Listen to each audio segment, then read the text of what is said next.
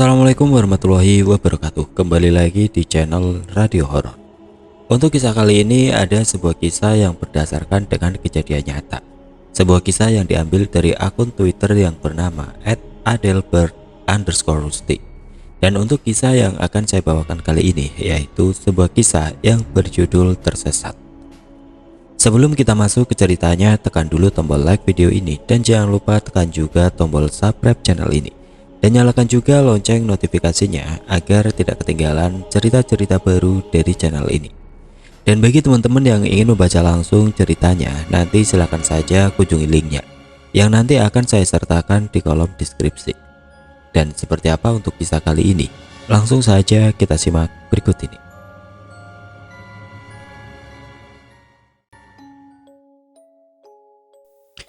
Kisah yang akan saya bawakan kali ini merupakan suatu peristiwa yang pernah terjadi di Pulau Kalimantan pada pertengahan tahun 90-an. Nama toko dan tempat seperti biasa akan saya samarkan demi kenyamanan bersama. Dahulu di desa Gula Jawa, ada seorang wanita yang terkenal akan kecantikannya. Wanita tersebut biasa dipanggil dengan nama Nani oleh warga desa. Selain parasnya yang cantik, Nani juga memiliki sifat murah hati dan gemar menolong. Di usia yang ke-19, ia dinikahi oleh putra kepala desa yang telah lama menjalin kasih dengannya. Namun sayang, baru seumur jagung usia pernikahan mereka, sang suami malah meninggal dunia. Hati Nani hancur kala itu. Ia tidak kuasa menahan kepedihan karena pernikahannya yang kandas terlalu cepat. Ia juga tidak siap harus kehilangan orang yang dikasihi. Batinnya terguncang dan pikirannya terganggu. Akhirnya, Nani divonis sakit jiwa. Suatu hari di tengah-tengah kondisi mentalnya yang memburuk, Nani berjalan keluar rumah tanpa ada yang mengetahui. Dengan pikiran yang kosong melompong, tanpa sadar ia telah melangkah masuk sampai jauh ke dalam hutan di pinggir desa. Saat kewarasannya muncul, barulah ia sadari ia telah berada di mana. Nani mulai kebingungan. Sebelumnya ia tidak pernah memasuki hutan ini terlalu dalam. Ia takut tersesat karena wilayah ini termasuk kawasan angker dan ada beruang liar yang hidup di dalamnya. Hatinya kalut saat mengetahui bahwa matahari akan segera terbenam.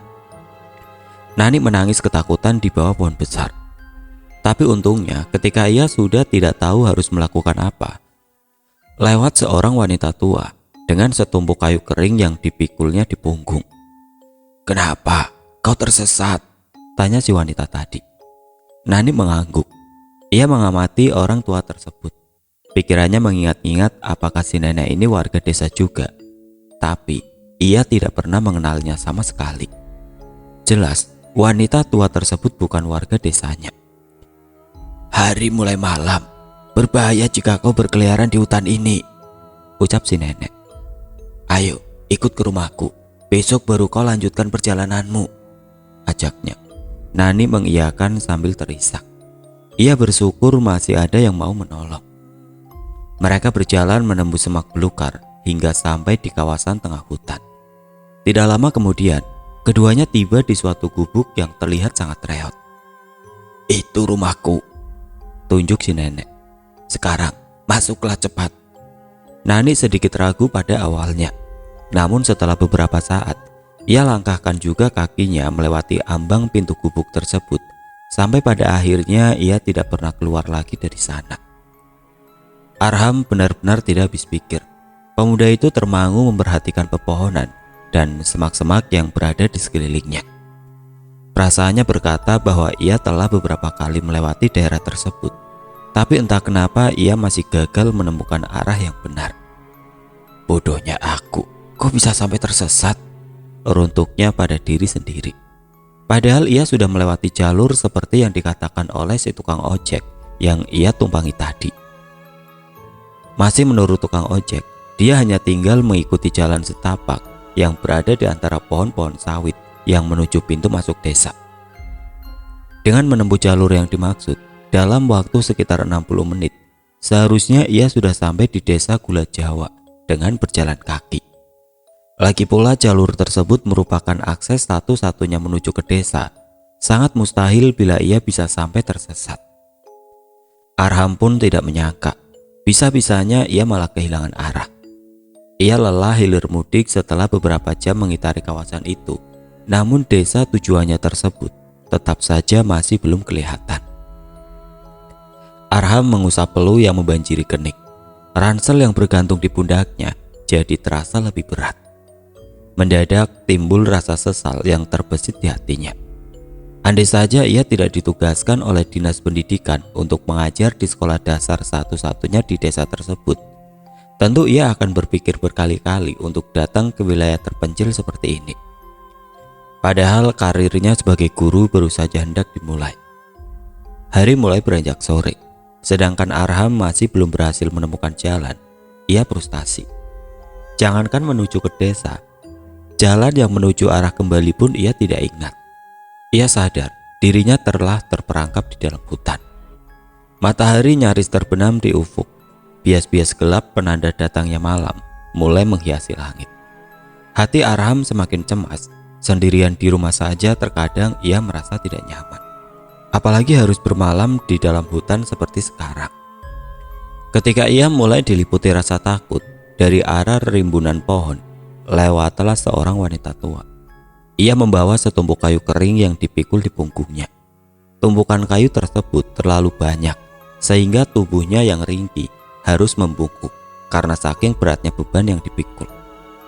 Matanya menatap tajam ke Arham dengan pandangan curiga. "Mau apa kau di sini?" tanyanya ketus. Arham agak gelagapan saat ditanya. Tapi di sisi lain ia lega karena masih ada orang di hutan ini selain dirinya. Maaf Nek, saya dari kota, mau ke desa Gula Jawa, tapi saya tersesat tidak tahu jalan hingga sampai di sini, jelas Arham. Mungkin nenek bisa menolong saya, menunjukkan arah ke desa, pintanya. Si nenek masih menatap tajam, lalu ia menjawab. Sayang sekali, kau sudah terlampau jauh dari desa. Tidak mungkin di malam buta begini, kau akan berjalan ke sana. Arham makin ketar-ketir. Demi apapun, ia tidak akan rela untuk bermalam di hutan yang terkesan angker ini. Wanita tua tadi sepertinya paham apa yang dikhawatirkan oleh Arham. Lalu ia berkata, "Wilayah ini sangat berbahaya. Kau tidak akan sanggup untuk bertahan. Menginaplah dulu satu malam di rumahku. Besok pagi baru kau lanjutkan perjalananmu." Arham menghela nafas yang tadinya berat. Sekarang ia merasa lega. "Baiklah Nek, terima kasih atas tumpangannya," ucap Arham penuh syukur. "Ayo ikut aku," ajak si nenek tanpa berlama-lama. Ia berjalan dengan langkah lebar dan cepat. Gerakan si nenek termasuk gesit untuk wanita yang berusia senja seperti dia. Akibatnya, Arhan yang memang lamban jadi kewalahan mengikutinya. "Maaf Nek, saya tidak mengerti dengan maksud perkataan nenek yang bilang hutan ini berbahaya. Artinya apa itu Nek?" tanya Arham dengan nafas tersegal. Namun si nenek diam tidak bersuara. Sepertinya ia tengah memusatkan diri pada sesuatu. Arham masih mau bertanya lagi ketika sekilas ia melihat ada sepasang mata yang sedang memperhatikan mereka dari balik pepohonan. Sekarang ia malah khawatir jika ia sedang diintai untuk diincar nyawanya. "Nek," seru Arham kepada si nenek yang tetap lurus berjalan. Ia tidak menggubris, tapi melihat dari gelagatnya yang menunjukkan sikap waspada. Kemungkinan ia telah tahu ada seseorang yang membuntuti mereka berdua. "Percepat saja jalanmu dan jangan hiraukan," perintah si nenek. Arham menurut. Mereka berjalan jauh menembus semak belukar yang meninggi serta melewati deretan pepohonan yang besar. Setelah cukup lama berjalan sampai juga mereka di kawasan tengah hutan. Malam semakin larut berselimutkan gelap. Dari sini, Arham dapat melihat sebuah bangunan kecil yang sebagiannya diterangi oleh cahaya dari obor. "Itu rumahku," ucap nenek. "Masuklah dulu kau ke dalam," suruh nenek ketika mereka sampai. Mata Arhan memperhatikan bangunan yang disebut rumah itu. Alih-alih berupa rumah, bentuknya lebih mirip gubuk reot yang nyaris rubuh. Hati Arham merasa heran. Seorang tua yang telah lanjut usia bisa mendiami bangunan semacam itu. Tapi kemudian ia maklum. Daerah yang ia datangi ini memang masih termasuk wilayah pedalaman. Dan bisa jadi di desa sana pun masih dapat ditemukan bangunan lain yang serupa. Si nenek tadi telah selesai menyusun kayu kering di samping gubuknya.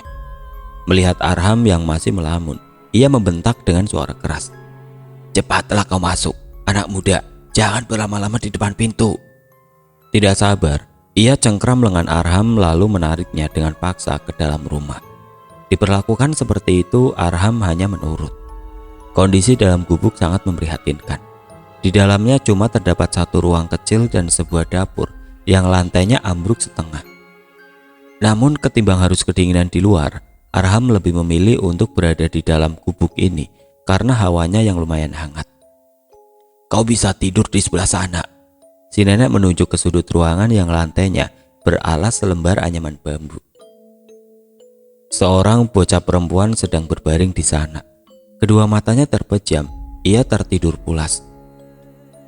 "Itu cucuku, tidurlah di sampingnya tapi jangan ribut, nanti ia bisa terbangun," terang nenek lagi. Tanpa banyak tanya, Arham berjalan ke tempat yang ditunjuk tadi. Badannya terlalu letih, ia ingin langsung tidur. Hati-hati ia letakkan tubuhnya yang agak tambun di tikar anyaman. Sengaja ia ambil posisi agak menjauh dari tempat si bocah perempuan berbaring. Ia perhatikan penampilan bocah tersebut, anak yang aneh, batin Arham. Tinggi badan bocah perempuan itu pendek, kira-kira seusia anak yang berumur 6 tahunan. Tapi herannya, wajah si bocah nampak tua dengan kulit wajah yang dipenuhi keriput.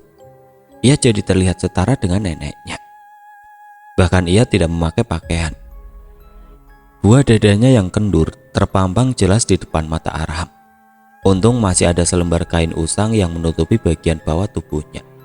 Arham bergidik. Tidak mau ia melihat pemandangan suram itu lama-lama. Lalu ia beralih menghadap ke arah lain. Ia bersiap-siap untuk tidur. Satu lengannya digunakan sebagai bantal. Baru sekian menit ia memejamkan mata, tiba-tiba bahunya digoyang-goyang oleh seseorang. "Siapa?" keluh Arham, merasa terganggu. Ia mengerjapkan mata, di hadapannya berjongkok seorang gadis dengan penampilan lusuh dan kumal. Gadis ini buru-buru menempelkan satu jarinya di bibir, seraya menunjuk ke arah si bocah perempuan yang masih terlelap. Arham langsung paham isyarat tersebut. "Siapa kau?" tanya Arham. "Shh, pelankan suaramu. Dengar, kau harus segera pergi dari tempat ini sekarang juga," jawab si gadis asing tadi dengan nada berbisik. Arham bingung tidak mengerti. "Aku hanya menumpang untuk istirahat. Besok aku akan meminta nenek itu mengantarku ke desa. Kenapa kau malah menyuruhku pergi?" jelasnya. Gadis itu tersenyum sinis. "Kau ini lugu sekaligus dungu. Kau tidak akan pernah sampai ke desa sebelum besok pagi." Otak Arham mencerna ucapannya. Tetap saja ia tidak paham. "Apa maksudmu?" "Sekarang aku yang tanya, kenapa kau bisa ada di sini?" tanya si gadis tidak sabar. Arham menjawab, "Aku tersesat ketika masuk ke hutan. Nenek itu yang membawaku ke gubuk ini." Perempuan misterius itu menyeringai sinting. Lalu ia memukul pelan kepala Arham. "Goblok kau, wanita tua itu sengaja telah menyesatkanmu supaya kau masuk ke dalam perangkapnya," terangnya. Arham mengelus-ngelus kepalanya yang sakit. "Tapi kenapa kau bisa tahu aku berada di sini? Tunggu, kau yang membuntutiku tadi kan?" Tebak Arham mulai waspada jika si gadis bermaksud jahat. "Ya, aku yang menguntitmu agar aku bisa menyelamatkanmu, tolol," sautnya galak. "Maaf, tapi sungguh aku tidak memahami semua omonganmu barusan. Aku baik-baik saja. Kenapa kau mesti menolongku?" gila Arham. "Apa maksudmu nenek itu? Mungkin jika aku tidak bertemu dengannya, bisa jadi aku masih berada di dalam hutan saat ini," bantahnya. Si gadis mencengkeram kerah baju Arham, kemudian menariknya dengan paksa. "Aku beritahu ya, dia bukan makhluk baik hati seperti yang kau kira. Kalau masih tidak yakin dengan ucapanku, sana lihat sendiri." Lalu Arham didorongnya ke bawah jendela yang ringsek. Agak ragu, Arham menjulurkan kepalanya sedikit untuk mengintip keluar gubuk. Ia melihat nenek tadi sedang berbicara dengan seseorang. Namun bahasa yang mereka gunakan kedengarannya asing di telinga Arham. Arham memperhatikan orang yang diajak bicara oleh si nenek, lalu ia terperajat. Astaga, desisnya. Sosok wanita tersebut tidak memiliki bentuk fisik layaknya manusia normal. Perawakannya kurus tinggi sekitar 2 meter lebih. Saking kurusnya, seluruh tulang yang ada di badan tersembul mencuat seperti akan keluar dari kulitnya. Ditambah lagi rambutnya yang tergerai berantakan, memanjang hampir menyentuh tanah. Ia juga telanjang bulat, memamerkan sepasang buah dada yang menggantung hingga sampai ke bagian perut. Dan yang lebih anehnya, kedua kaki wanita tersebut melungkung ke belakang layaknya kaki hewan. Sungguh pemandangan yang menyakitkan mata bagi orang yang sehat akal. Arham terhuyung ke lantai gubuk. Ia terperangah. Seumur hidup baru sekali ini ia menyaksikan ada manusia dengan bentuk tidak lazim seperti itu. Apa itu? Bisiknya dengan bibir bergetar. Makhluk keparat itu adalah penguasa hutan ini, dan si nenek tua bangka yang membawamu adalah pelayannya. Intinya, mereka semua bukan manusia, jawab si gadis. Mereka mau apa dariku? Tanya Arham lagi. Gadis itu pun menatap tajam Arham yang dinilainya begitu bodoh. Pikiranmu lambat. Sudah jelas mereka hendak menjadikan dirimu makan malam buat mereka. Dan mereka sudah lama tidak menyantap nyawa manusia. Terangnya serius. Arham memekik tertahan. Ia dirundung ketakutan. Tidak ia kira dirinya bisa terjebak dalam situasi mencekam seperti saat ini. Tapi bagaimana kau bisa tahu tentang semuanya? Wajah si gadis muram. Karena aku pernah menjadi korban mereka, bisiknya. Arham berpikir. Sudah cukup, yang terpenting sekarang adalah kau harus ikut denganku keluar dari gubuk ini. Aku akan mengantarkanmu menuju desa sebelum terlambat, ucap gadis tersebut. Mereka lalu bergerak perlahan. Ada jendela di bagian dapur. Tadi aku masuk lewat situ. Jadi kita akan keluar dari sana tanpa ketahuan. Namun Arham memegang tangan si gadis untuk menghentikan dia. Tunggu dulu, katanya. Kenapa aku harus mempercayaimu? Sedangkan aku saja tidak mengenal siapa engkau sebenarnya. Gadis itu menoleh kepada Arham. Bibirnya tersenyum, tapi terkesan sendu. Di balik penampilan yang aut-autan, masih tersisa gurat-gurat kecantikan di wajahnya. Ia berkata dengan nada murung. Bahkan aku sendiri pun tidak ingat lagi siapa diri ini. Arham merenung tidak paham. Tapi aku masih sedikit mengingat kalau dulunya orang-orang di desa memanggilku dengan nama Nani. Ya, namaku Nani, tambahnya. Lalu ia mengajak Arham untuk bersiap-siap. Sudah, cukup obrolan kita kan? Lekas kita pergi sebelum mereka menyadari aku ada di sini. Arham menurut saja ketika tangannya digandeng Nani. Sewaktu ia mulai beranjak, bajunya ditarik seseorang dari belakang.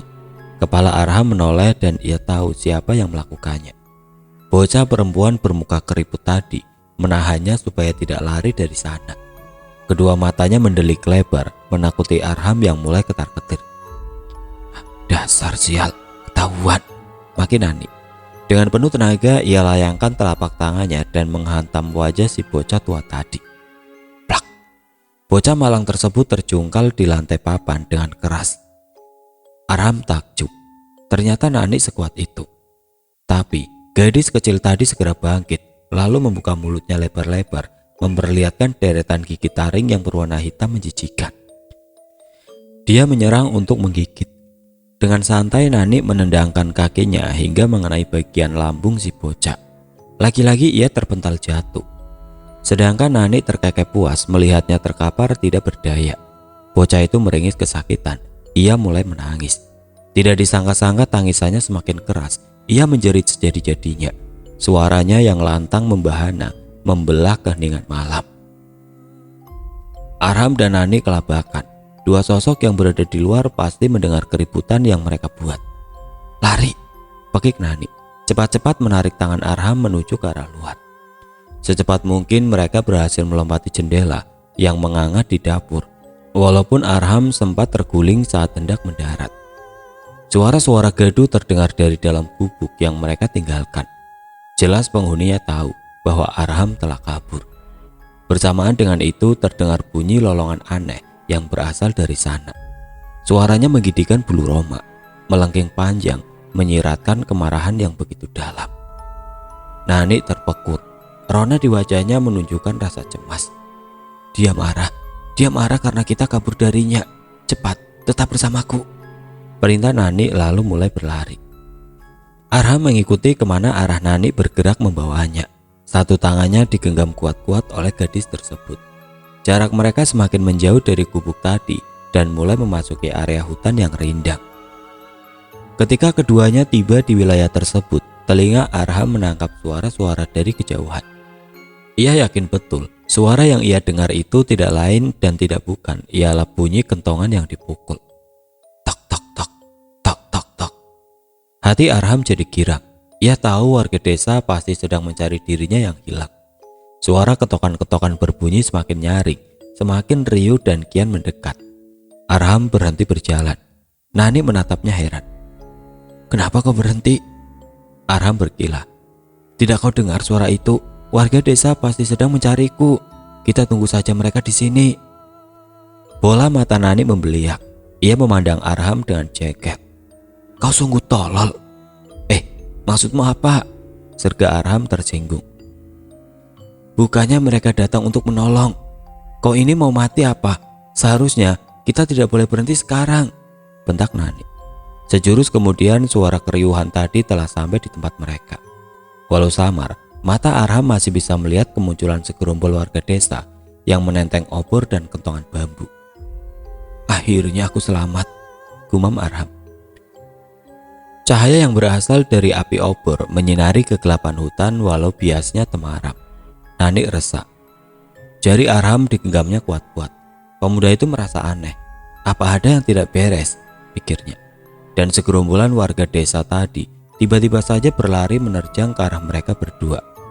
Terangnya cahaya bulan purnama di malam hari itu membantu Arham dapat memperhatikan sekelilingnya, termasuk melihat sosok-sosok yang dikiranya penduduk desa.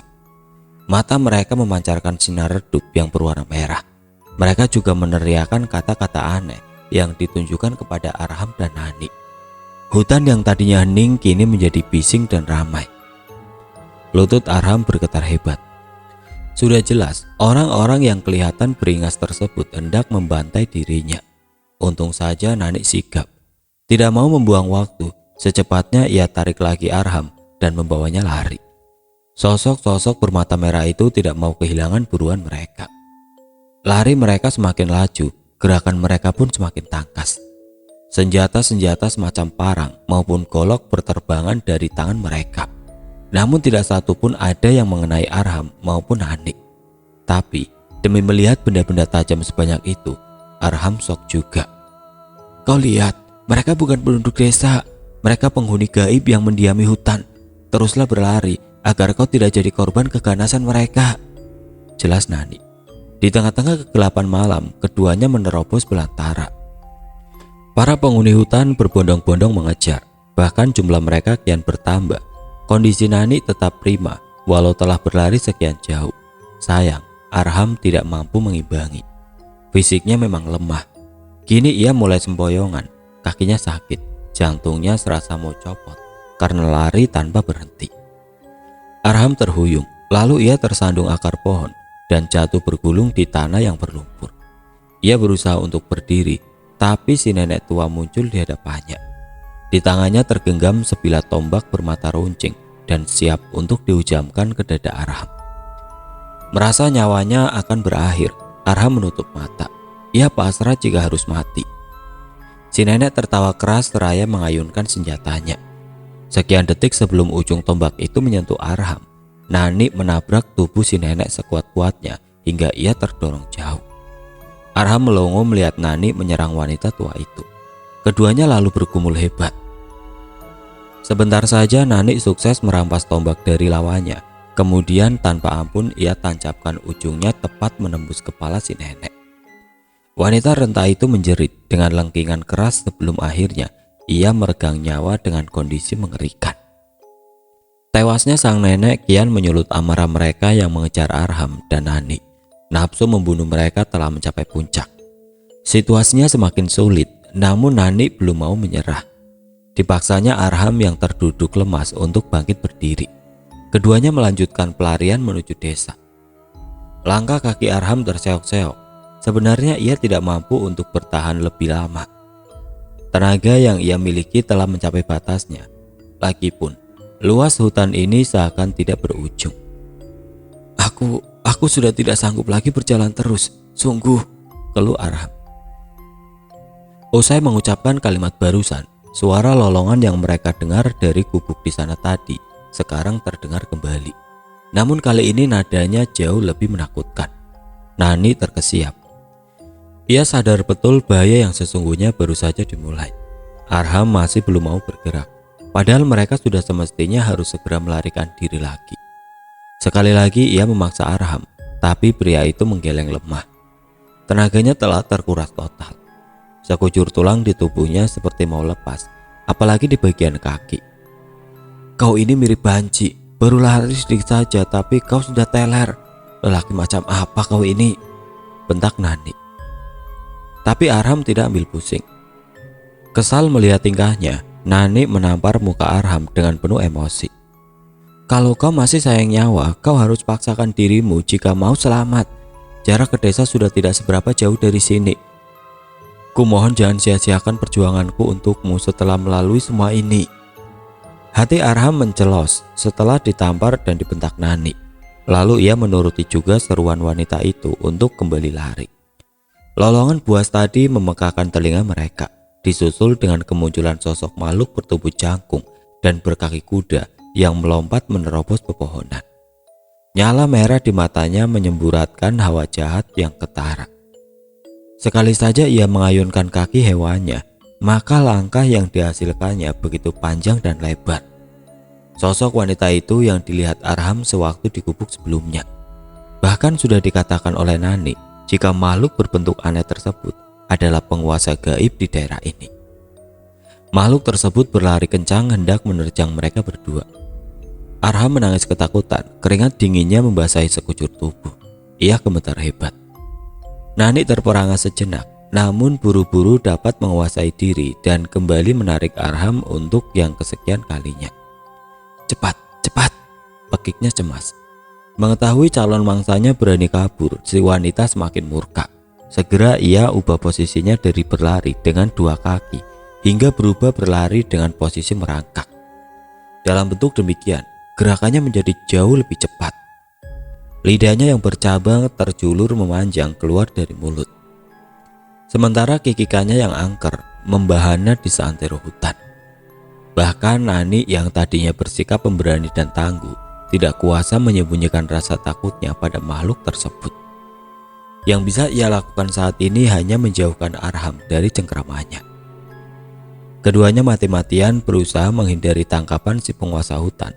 Mereka berlari dan terus berlari sampai akhirnya tiba di suatu tanah lapang. Dari bukit kecil ini, Arham melihat sederetan rumah-rumah sederhana berbaris rapi di bawah sana. Wajah Nani langsung sumringah. Berhasil, kita berhasil keluar dari hutan, jeritnya kegirangan. Benarkah? Gumam Arham ragu. Sayup-sayup ia mendengar kokokan ayam jantan diiringi suara lantunan tarhim dari surau yang ada di sana. Malam yang panjang telah beralih ke waktu fajar. Akhirnya Arham yakin ia telah berada di desa. Suara-suara tersebut mengalun begitu merdu di telinga Arham. Tanpa disadari air matanya menetes jatuh. Hatinya bahagia karena berhasil melewati semua teror mengerikan yang ia alami di hutan sana. Arham berjalan perlahan menuju desa di bawah. Nani mengiringinya dengan setia sambil berpegangan tangan. Di tepi batas kawasan hutan, Nani melepas genggamannya pada Arham. Langkahnya pun terhenti. Loh, kenapa kau malah berhenti di sini? Tanya Arham, heran dengan perubahan sikap Nani. Bukannya kau juga mau pulang? Kau tinggal di desa itu juga kan? Kepala Nani menggeleng pelan. Wajahnya kembali murung. Arham menggenggam lagi jari jemari Nani yang dingin. Tunjukkan saja yang mana rumahmu. Kita bisa bersama-sama ke sana, ajak Arham. Dengan halus Nani melepaskan tangan Arham. Maaf, aku tidak bisa, balasnya. Tidak ada lagi tempat untukku di sana. Hanya hutan itu satu-satunya tempatku bernaung. tambah Nani dengan nada sedih. Tapi kau telah bersusah payah membantuku keluar. Akan aku katakan pada orang-orang bahwa kaulah yang menyelamatkan diriku, biar mereka tahu, bujuk Arham. Nani tidak menolak. Sekali lagi maaf, aku hanya bisa mengantarmu sampai di sini, tugasnya. Tugasku untuk menolong siapa saja yang dalam kesulitan, termasuk kau, sewaktu tersesat di hutan sana. Dan sekarang semuanya sudah selesai. Arham terlalu lelah untuk memahami ucapan yang dilontarkan Nani. Namun, ia tahu ini artinya saat berpisah dengannya telah tiba. Secara spontan dipeluknya Nani dengan penuh rasa haru. Bibirnya bergetar mengucapkan terima kasih yang tidak terhingga. Air mata berderai membasahi wajahnya. Sambil menjauh, Arham melambaikan tangan kepada Nani yang menyaksikan ia pergi. Sungguh sulit bagi Arham untuk berpisah dengan wanita sebaik dia. Walau pertemuan mereka sangat singkat, namun Arham dapat merasakan ketulusan seorang sahabat sejati di dalam dirinya. Hati Arham dirundung kesedihan tatkala sosok Nani tidak terlihat lagi karena jarak antara mereka sudah semakin jauh. Ia berjalan tertati-tati menuju salah satu rumah warga desa. Dari situ, rencananya ia akan meminta bantuan lebih lanjut. Tapi ketika ia hendak menggedor rumah tersebut, kepalanya terasa berat. Tubuhnya yang letih malah ambruk di ambang pintu. Arham pun jatuh pingsan. Setelah Arham ditemukan oleh penduduk pada pagi harinya, ia dirawat sementara di rumah kepala desa. Satu hal yang mengejutkan, Arham baru mengetahui jika ia telah menghilang 3 hari lamanya. Padahal ia merasa hanya berada semalam saja di hutan sana. Ada warga yang mengatakan bahwa hutan di kawasan pinggir desa tersebut memang angker. Namun jarang sekali ada orang yang tersesat di dalamnya. Dan menurut pengakuan warga juga, baru kali ini ada orang luar yang kesasar saat hendak masuk ke desa mereka. Arham jadi malu, tapi pikiran Arham masih linglung. Beberapa pertanyaan yang diajukan oleh kepala desa tidak dapat ia simak dengan seksama. Kejadian demi kejadian aneh yang berlangsung selama ia berada di hutan seolah hanya seperti mimpi buruk belaka. Ia sudah lupa detailnya seperti apa. Sekilas Arham ingat dengan seseorang yang telah menyelamatkan dirinya dari mara bahaya ketika ia dikejar-kejar di hutan. Tanpa bantuan dari orang tersebut, mustahil dirinya berhasil keluar dari wilayah tersebut dalam keadaan hidup. Nani, ia ingat betul dengan nama itu. Kepala desa dan beberapa warga yang ada di situ terperajat mendengar Arham. Awalnya mereka ragu, namun akhirnya mereka mengungkapkan suatu fakta. Dengan raut wajah sedih, kepala desa berkata, "Sebenarnya, Nani adalah istri dari putraku yang telah meninggal. Namun sayang, Nani pun sudah tidak ada lagi di sini." "Kalau begitu, di mana dia sekarang? Aku ingin menemuinya. Aku harus berterima kasih pada dia," desak Arham. Lalu kepala desa menjawab dengan dalam, "Maafkan saya, tapi Nani sudah lama wafat. Ia ditemukan meninggal setelah menghilang beberapa hari. Bahkan saya sendiri yang mengangkat jenazahnya dari gubuk di tengah hutan itu 5 tahun yang lalu." Arham terhenyak. Satu persatu adegan ketika ia melewati berbagai teror bersama Nani melintas di kepalanya. Terlalu banyak yang belum ia pahami seutuhnya mengenai peristiwa malam tadi. Arham berpikir keras, namun tidak juga menemukan jawaban yang pasti. Hati Arham pilu. Sekali lagi ia menitikan air mata, lalu di dalam hati ia berdoa untuk kebaikan Nani yang berada di alam sana. Gerimis membasuhi bumi dengan syahdu pada siang hari itu. Dari dalam kelas yang telah sepi, Arham melamun memperhatikan rintik-rintik yang membasahi jendela. Sudah 4 bulan lamanya ia menetap sambil mengajar di desa Gula Jawa. Sedikit-sedikit ia mulai menyukai desa ini, baik dari faktor penduduknya, suasana yang sederhana, dan juga lingkungannya yang masih asri. Arham tergugah dari lamunan panjang ketika matanya menangkap sesosok perempuan sedang berdiri di tengah-tengah hujan. Perempuan yang tampak tidak asing tersebut memperhatikan dirinya dengan tubuh basah bermandikan gerimis. Seketika Arham bahagia. Ia tersenyum melihat Nani yang ada di sana. Baru sekarang ini ia muncul kembali setelah pertemuan terakhir mereka saat kejadian di hutan waktu itu. Nani pun membalas senyum Arham. dengan senyum yang begitu tulus. Bibirnya terucap pelan, mengatakan selamat tinggal. Lalu ia melangkah mundur ke balik pepohonan dan kemudian sosoknya pun menghilang.